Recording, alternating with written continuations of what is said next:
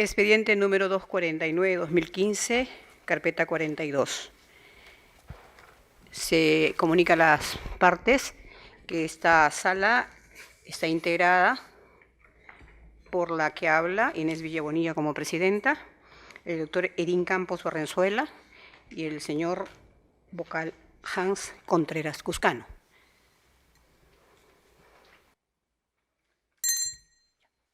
Muy bien. Muchas gracias, señora presidenta. Muy buenos días a todas las partes procesales que están presentes en esta audiencia de apelación de regulación en el expediente 249-2015-42, en el escrito interpuesto por la defensa de Ollanta Moisés Humala Tazo y Nadine Heredia Alarcón contra la magistrada superior Porfiria Edita Condori Fernández. Conforme a lo señalado, dé cuenta de la vista del día de la fecha. Sí, no, ahorita la acreditación. Sí. Muy bien. Estando a que están presentes, proceda a acreditarse por parte de la Fiscalía.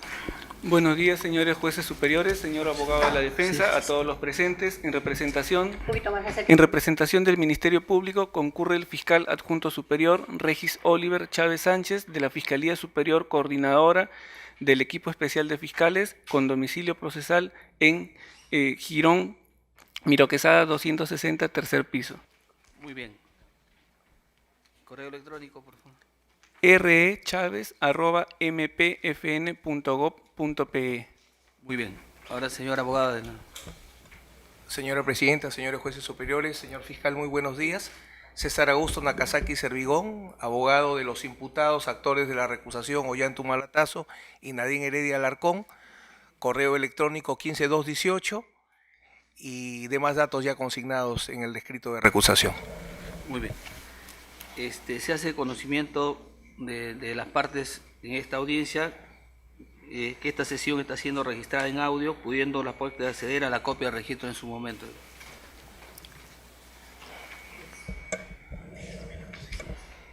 Sí. Muy bien, ahora sí, habiéndose acreditado las partes para esta audiencia, ahora sí dé cuenta de la vista del día de la...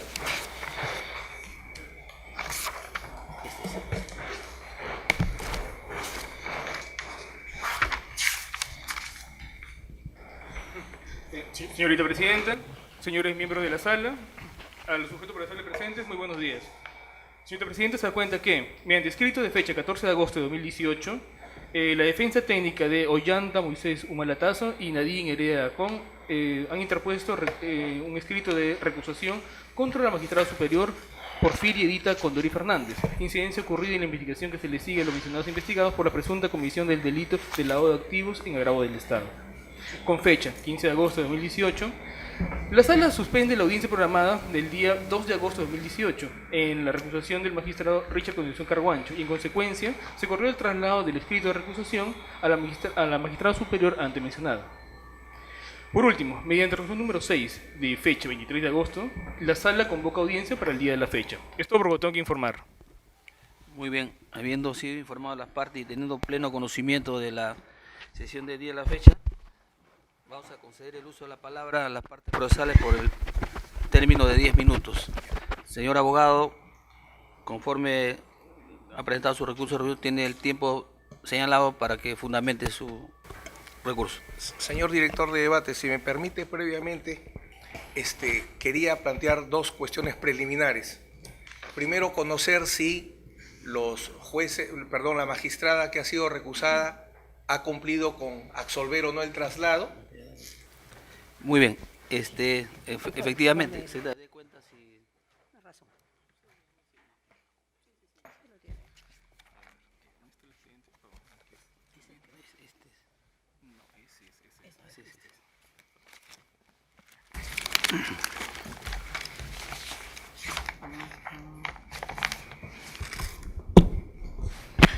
Señor presidente, se da cuenta que, conforme obra en la razón de fecha 20 de agosto del presente año, la magistrada superior Condori Fernández no ha hecho descargo alguno respecto a la recusación interpuesta en su contra.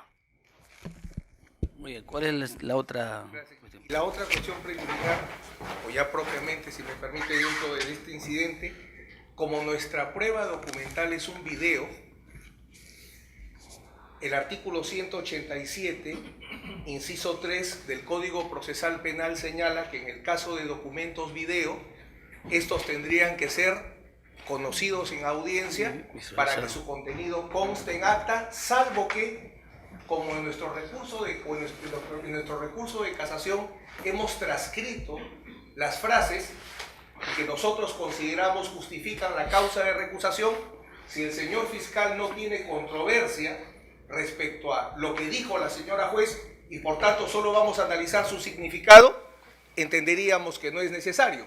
Pero si el señor fiscal va a controvertir el contenido del video, entonces sí es necesario establecer su contenido para poder probar o no, ustedes en su momento determinen la causa de recusación. Muy bien, se corre traslado, señor fiscal, al respecto. Sí, señores magistrados, el Ministerio Público ha tenido oportunidad de visualizar el video. No existe contradicción con lo que se expresa por escrito en el recurso del señor abogado. Hay correspondencia en el sentido lexical. Muy bien, estando que hay conformidad, ahora sí, señor abogado, puede proceder a fundamentar su... Gracias. Señores miembros de la sala, nos hemos visto en la necesidad de interponer recusación contra la magistrada Porfiria Edita Condori Fernández, siendo claros que no resulta lo más conveniente en este momento para el estado del proceso, dado la cadena de recusaciones que ambas partes hemos formulado. Pero la declaración dada por la magistrada en el programa televisivo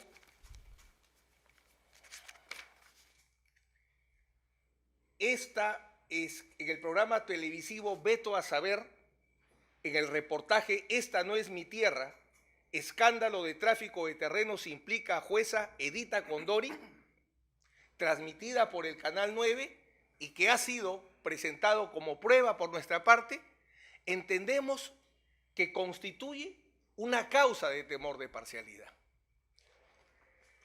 Y por tanto nos permite ubicar la causa del artículo 53, inciso 1, parágrafo E. El reportaje, señora presidenta, señores jueces superiores, tiene por propósito establecer un problema que sería completamente ajeno a este caso. La señora jueza superior con su esposo son propietarios de un terreno y hay una litis donde se viene discutiendo la propiedad de ese terreno. Ella sale a responder el cuestionamiento mediático y dice dos frases que para nosotros marcan fundadamente el temor de parcialidad. En el minuto 1.32 dice, somos anormales. Nosotros dentro de este sistema sí somos anormales porque lo normal en este sistema es que uno sea corrupto, que uno arregle. Eso es lo normal y yo soy un anormal en este sistema. Y en el minuto 7:45 dice, he expedido resoluciones en esta Sala Penal Nacional en casos muy emblemáticos, como votos en discordia oponiéndome a la libertad de Félix Moreno, oponiéndome a la libertad de los consorciados de Odebrecht, oponiéndome a que en el caso de Ollanta Humala se recusara a los jueces que confirmaron la prisión preventiva de ellos. Y hoy este es el precio que estoy pagando. Yo estoy fuerte y nadie me va a derrumbar. ¿Qué comunica la señora juez? Porque finalmente esto no es un texto, es un mensaje de comunicación. ¿Qué le comunica a mis patrocinados? Que la señora juez entiende que lo que ella define como un ataque mediático es una represalia. ¿Es una represalia a qué? Al caso de Félix Moreno, al caso Odebrecht y al caso de Ollanta Humala. Y si adicionalmente arranca esta reflexión diciendo, acá todos son corruptos, eso es lo normal, esto es anormal porque yo no soy corrupta, entonces está diciendo que alguno de esos tres protagonistas de esos casos le ha generado un ataque mediático y que eso es corrupción. Entonces la pregunta es, esta afirmación, este prejuicio o este concepto, permítame comenzar, la señora juez podemos considerar razonablemente que tiene un juicio respecto a Ollanta Lazo y Nadine Heredia? Sí. Ella dice que por haberles dado la contra se ha generado este ataque mediático y que eso es un contexto de corrupción. Entonces, si una juez superior que va a intervenir en diversas apelaciones, incluso de una sentencia, porque es evidente que este caso va a ir a juicio, si una señora juez conceptúa que un posible causante de un ataque mediático que considera injusto, que la lleva a decir que en el sistema todo es corrupto, menos ella, está en una relación de enemistad o no con mi patrocinado. Su opinión es neutral respecto de Ollanta Lazo y Nadine Heredia, o es una opinión donde ella entiende que por darnos la razón o por resolver en nuestro caso, ella se ve atacada. Ella, de todos los casos que interviene, escoge 3. Y uno de esos 3 casos implica a mi patrocinado. Entonces, ¿qué es lo que tengo que demostrar para poder invocar la causa de temor de parcialidad? Es un estado psicológico.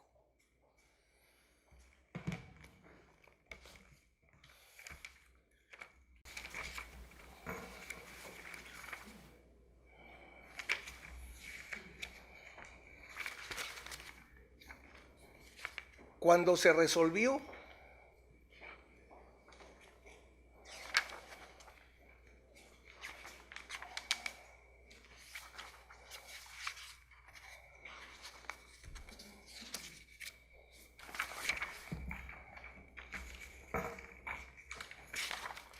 cuando los señores jueces superiores Campos Barrenzuela y Contreras Cuscano resolvieron la recusación que se interpuso contra la jueza Condori y el doctor Vera Pinto, recogen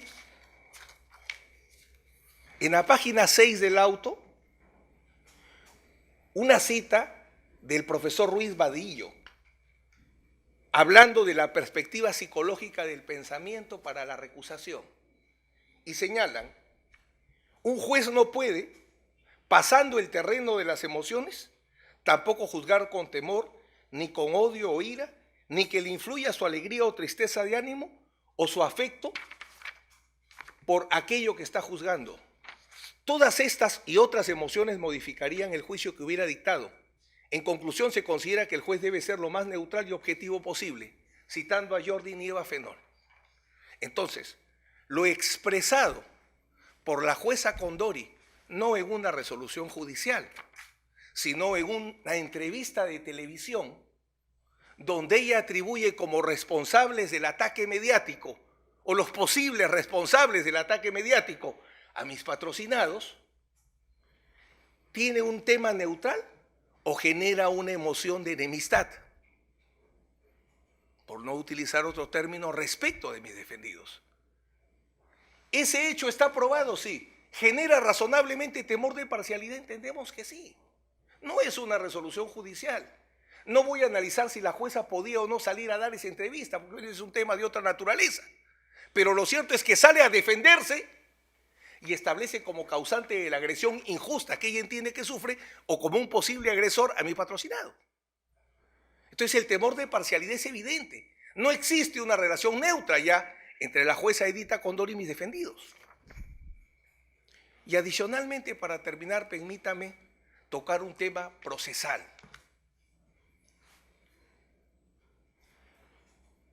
El Código Procesal Civil establece, y ha sido invocado en otras oportunidades, una causal de improcedencia de la recusación.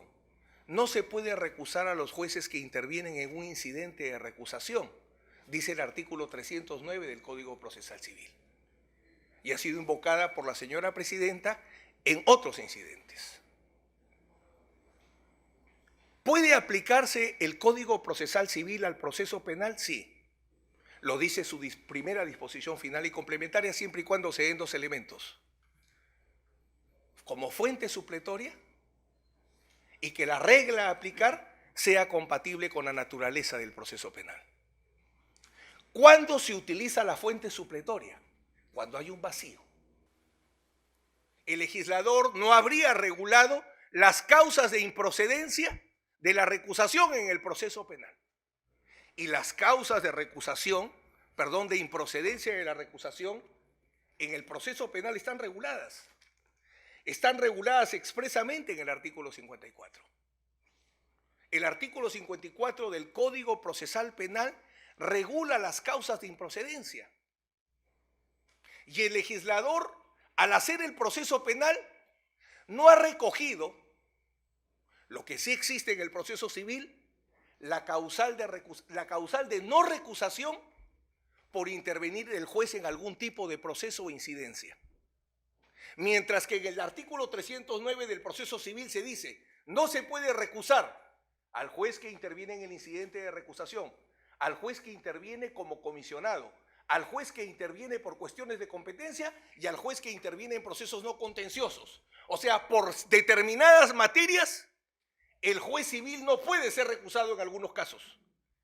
¿Existe algún impedimento para recusar al juez en el proceso penal peruano por la naturaleza de algún incidente o de un proceso? No.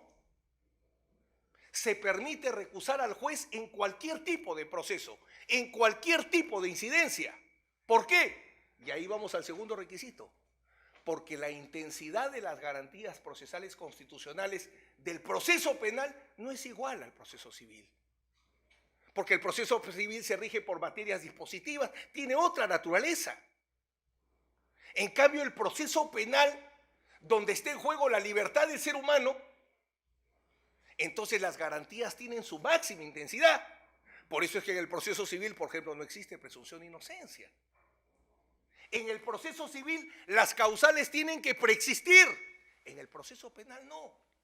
Tan es así que, por ejemplo, el artículo 54, inciso 2 dice, se tiene que recusar ni bien se conozca la causa, hasta 3 días que tenga conocimiento, hasta antes de la audiencia. Pero el artículo 52 dice, no obstante ello, sin con posterioridad al inicio de la audiencia, el juez advierte, por sí o por intermedio de las partes, un hecho constitutivo de causal de inhibición o recusación, la dispondrá de oficio.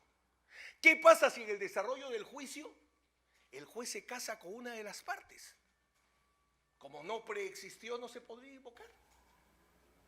O de repente, por la malcriadez de un abogado, el juez se exaspera y le dice su vida públicamente, en pleno juicio.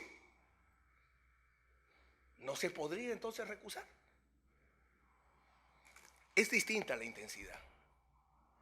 Las garantías rigen en el proceso civil, sí, pero no rigen con la misma intensidad que en el proceso penal. En el proceso penal se dice que si no hay garantía de imparcialidad, no hay proceso. No existe el proceso.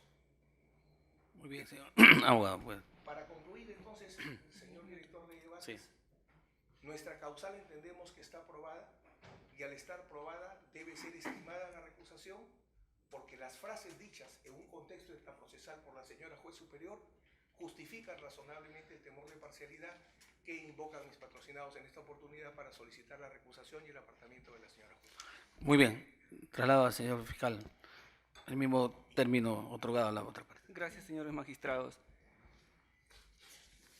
Joan Picó y Unoy, en la obra titulada Las garantías constitucionales del proceso, sostiene: la recusación se configura como el único remedio arbitrado por la ley para desplazar del conocimiento del proceso a aquellos jueces y magistrados que posean una especial relación con las partes o con el objeto del proceso, y que por ello susciten recelo sobre su imparcialidad.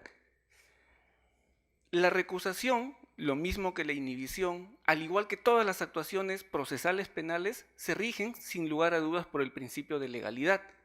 Y en la lógica del principio de legalidad, la doctrina y la jurisprudencia distingue entre imparcialidad objetiva e imparcialidad subjetiva, referida esta última, la imparcialidad subjetiva, a las relaciones especiales que puedan mantener jueces o magistrados con las partes en el proceso y que puedan, por alguna razón grave, fundamentar temor sobre la imparcialidad del magistrado.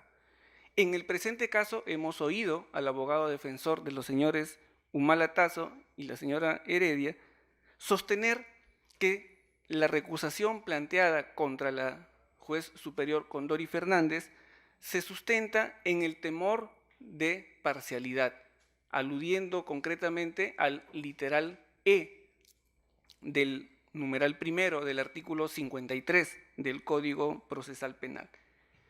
Pero en la misma lógica de la legalidad, nosotros debemos reconocer que el Código Procesal Penal del 2004, puntualmente en su artículo 53, numeral primero, entre los literales A y D, ha regulado las causales que fundamentan la inhibición y también la recusación sobre un magistrado bajo un sistema numerus clausus. Pero en el literal E, puntualmente del mismo numeral, del mismo artículo 53, se ha establecido una fórmula de numerus clausus, porque se dice allí que también puede sustentarse un pedido de recusación sobre un magistrado cuando una conducta extraprocesal revele un motivo grave que afecte la imparcialidad del magistrado. Nosotros, señores magistrados, hemos podido advertir, y esperamos que también ustedes, que durante toda su locución, el señor abogado, pese a haberse referido de manera expresa a la causal regulada en el literal E del numeral primero del artículo 53 del Código Procesal Penal, toda su argumentación ha fluido en relación con la causal regulada en el literal B del mismo numeral, esto es, con la manifiesta enemistad que pueda mantener un magistrado con alguna de las partes en el proceso. De modo que encontramos allí ya una primera incoherencia intrasistemática dentro de esta argumentación, porque se alude a la última de las causales reguladas en el artículo 53 como sustento de la propia solicitud de recusación, y sin embargo, cuando se la fundamenta ante los magistrados, se hace el desarrollo que corresponde propiamente a la del literal B, porque se habla de enemistad entre la juez superior Condori Fernández y los imputados. Pero nosotros como Fiscalía vamos a demostrar en esta breve intervención que ni bajo la óptica del literal B, ni tampoco bajo la óptica del literal E, existe alguna razón fundada en motivos graves para dudar de la imparcialidad de la juez superior Condori Fernández en este proceso. Si nosotros analizamos la redacción de esta norma procesal penal, veremos que en el literal B el legislador se refiere a una notoria amistad o una manifiesta enemistad entre el juez y las partes, mientras que en el literal E el legislador hace mención a cualquier motivo grave que haga dudar acerca de la imparcialidad del magistrado. De modo que nosotros tenemos que reconocer que el legislador parte de la concepción de que el juez actúa con imparcialidad dentro del proceso, y solamente cuando existen razones plausibles para dudar de la imparcialidad es posible apartar al magistrado de la causa, porque de otro modo la recusación podría convertirse en una institución mal utilizada por los litigantes, por las propias partes del proceso, para conformar los tribunales según la conveniencia de sus intereses, y eso es lo que la ley evidentemente pretende evitar. Pero si nosotros vamos al contenido del reportaje periodístico en el marco del cual la señorita juez Condori Fernández expresa estas declaraciones públicas que ahora la defensa alega como fundantes de su temor de parcialidad, podremos advertir algunas notas.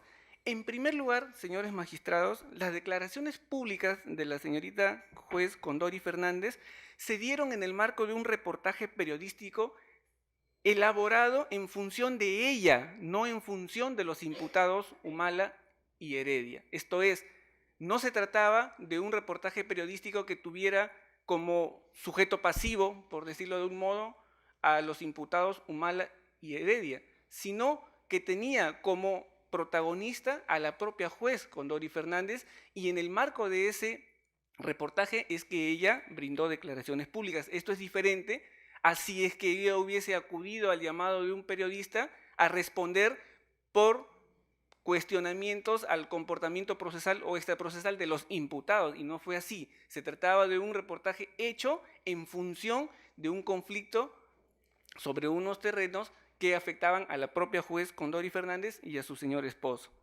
Segundo, las declaraciones públicas de la señorita juez recusada constituyeron la expresión de una defensa que ella ejerció respecto de su propia persona y no fue expresión de un ataque a la a los imputados Humala y Heredia. Y esto también hay que sopesarlo al momento de entender el significado de estas declaraciones y no solo tomarlas en el sentido literal. En tercer orden, las declaraciones públicas de la juez recusada no solo se tuvieron como objeto de referencia a los imputados Humala y Heredia, también habló de otros casos emblemáticos, como el caso de Félix Moreno y el caso de los representantes de las empresas consorciadas con Odebrecht. Preguntaríamos nosotros, ¿sería razonable también que pudiéramos sostener que existe temor de parcialidad del desempeño de la juez Condori Fernández en el caso del señor Félix Moreno y en el caso de los consorciados de Odebrecht? También tendríamos que abrir las puertas a una recusación o tendríamos que exigir inhibición a la magistrada en esos otros procesos solo porque los aludió en un reportaje periodístico. Evidentemente nosotros consideramos que no. En cuarto lugar, las declaraciones públicas de la juez recusada en estos últimos casos emblemáticos se refirieron puntualmente en el caso de Félix Moreno y de las empresas consorciadas con Odebrecht a incidentes de prisión preventiva.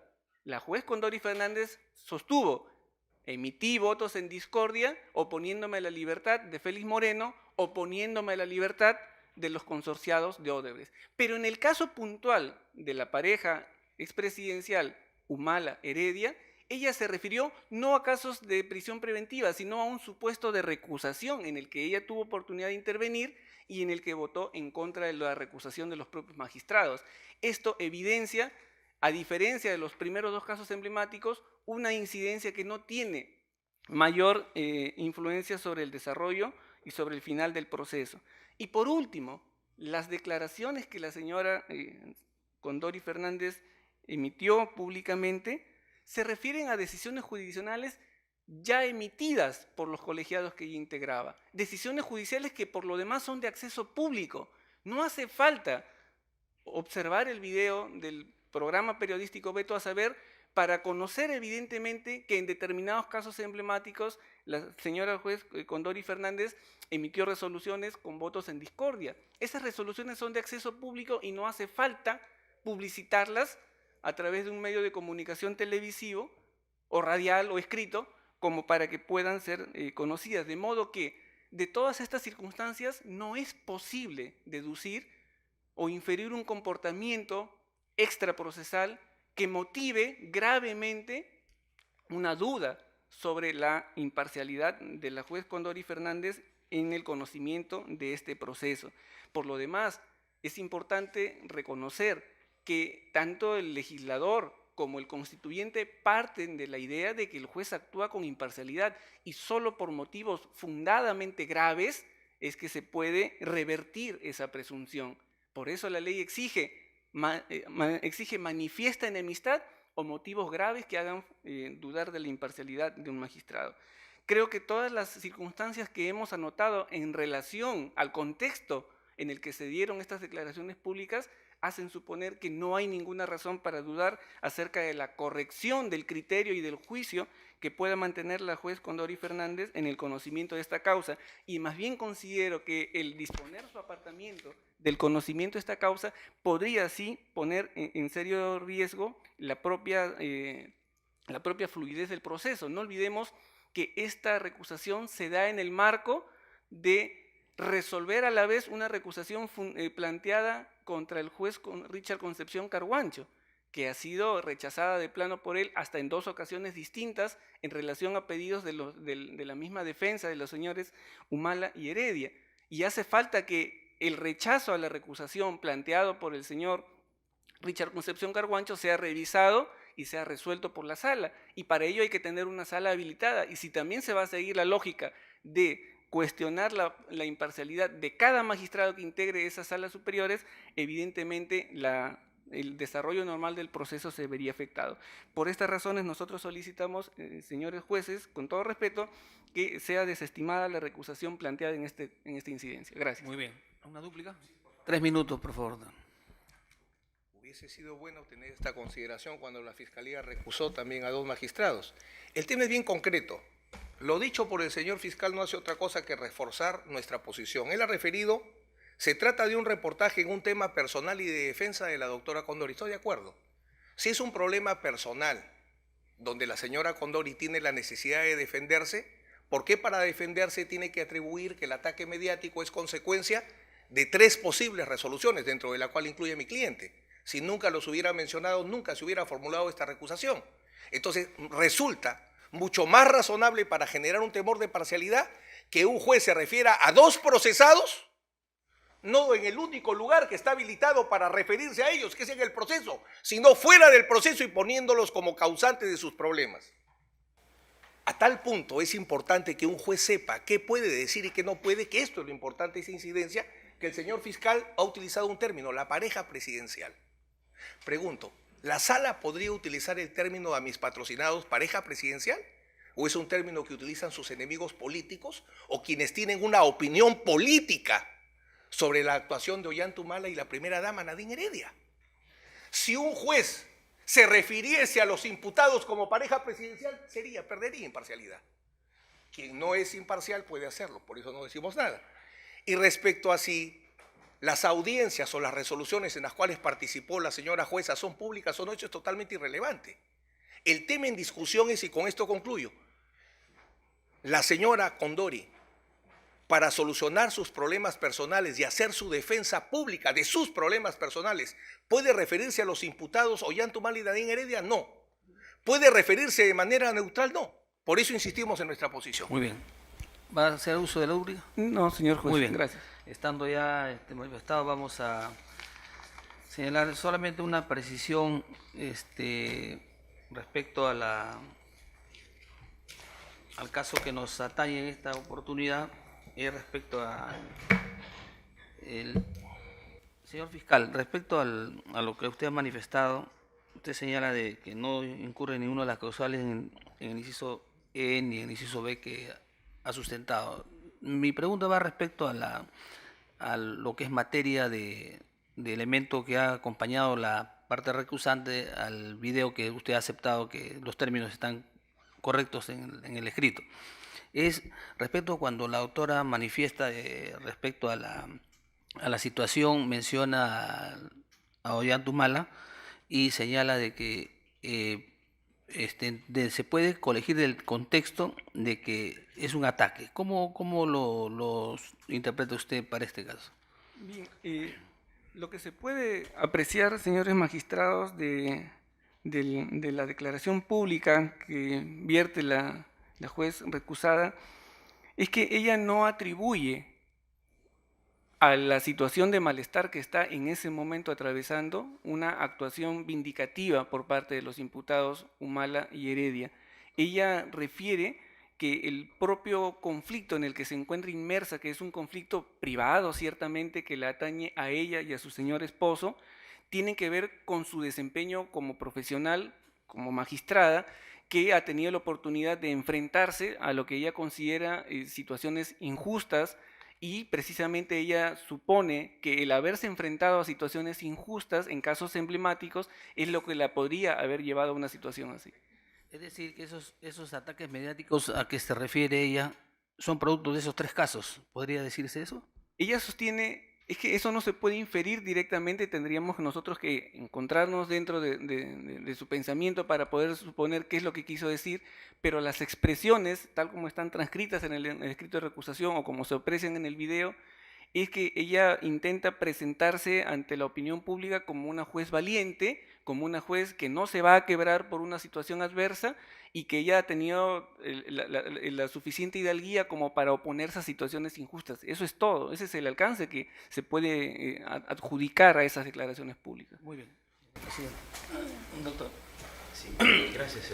Señor juez. 2 preguntas muy puntuales. Primero, la defensa. El señor representante del Ministerio Público ha manifestado que hay una presunta mutabilidad jurídica dentro de la pretensión. ¿Es correcta la versión? Dice el inciso B o el inciso E. ¿Cuál sería la pretensión principal? Es temor de parcialidad y se discute la imparcialidad objetiva, no la subjetiva. Las causales de recusación típicas se refieren a la imparcialidad subjetiva y concretamente la causal de enemistad a la que hace referencia, si analizamos la doctrina y la jurisprudencia, se refiere a litis o conflictos preexistentes que pudieran darse. La causal de genérica se refiere a la imparcialidad objetiva, al temor de parcialidad, donde no se busca establecer una relación del juez con las partes, sino a partir de un hecho concreto si ese hecho objetivamente genera o no temor de parcialidad, sin perjuicio de señalar que modernamente se dice que muchas causales en realidad afectan a los dos aspectos, que es imposible solo afectar a la imparcialidad subjetiva o la objetiva, como se sostenía inicialmente, ¿no? Por eso entendemos que no hay ninguna incoherencia, señor Juez Supremo. Muy bien, y la última pregunta para el señor fiscal. ¿Considera usted que las expresiones vertidas por la señora doctora respecto a lo que ha mencionado, cuando decía yo estoy fuerte, nadie me va a derrumbar, y al mismo tiempo al expresar que sus votos han sido discordantes, y propiamente en el caso del expresidente Ollantumala y Nadine Heredia, ¿eso pierde parcialidad? Definitivamente no, señor magistrado, en la medida en que, como indicaba hace un instante, se trata de declaraciones públicas en el marco de un reportaje que presenta a la propia juez Condori Fernández como posiblemente estafada o como posiblemente defraudada en la adquisición de unos terrenos. Ella, en la necesidad de demostrar fortaleza, de demostrar integridad, es que se refiere a su oposición o a su lucha contra la corrupción y a sus pronunciamientos en determinados casos emblemáticos. Nosotros, como voceros del equipo especial de fiscales, hemos tenido la oportunidad de cuestionar los votos en mayoría y en destacar los votos en discordia de la propia señora de la magistrada, y eso evidentemente es de conocimiento público, de modo que indicaba, no hace falta visualizar o recurrir a este reportaje periodístico para conocer resoluciones que son de dominio público y cuyo sentido evidentemente puede o no estarse de acuerdo con ello. Solamente una acotación respecto a lo que mencionó el señor abogado. Si nosotros revisamos el escrito de recusación y también analizamos el propio audio que está registrado en esta audiencia, el señor abogado ha hablado de una relación de enemistad de la juez recusada con los imputados. Por eso es que nosotros inferíamos de esa referencia a una relación de enemistad una suerte de confusión entre el literal B y el literal E, porque aunque sustenta su pedido expresamente en el literal E, irremediablemente tiene que aterrizar en el literal B, y eso ocurre en el planteamiento escrito de la recusación y en su locución oral en esta audiencia. Permítame, Muy bien. señor juez superior, dado que el señor fiscal se ha referido a lo que yo he indicado. Un minuto, doctor, para... Se inicia diciendo que todos son corruptos menos ella, y refiere que la quieren tumbar. ¿Quién la quiere tumbar? Muy bien, habiendo escuchado atentamente, se comunica a las partes procesales que esta decisión va a ser emitida en el plazo de ley y notificada en los domicilios procesales acreditados en auto.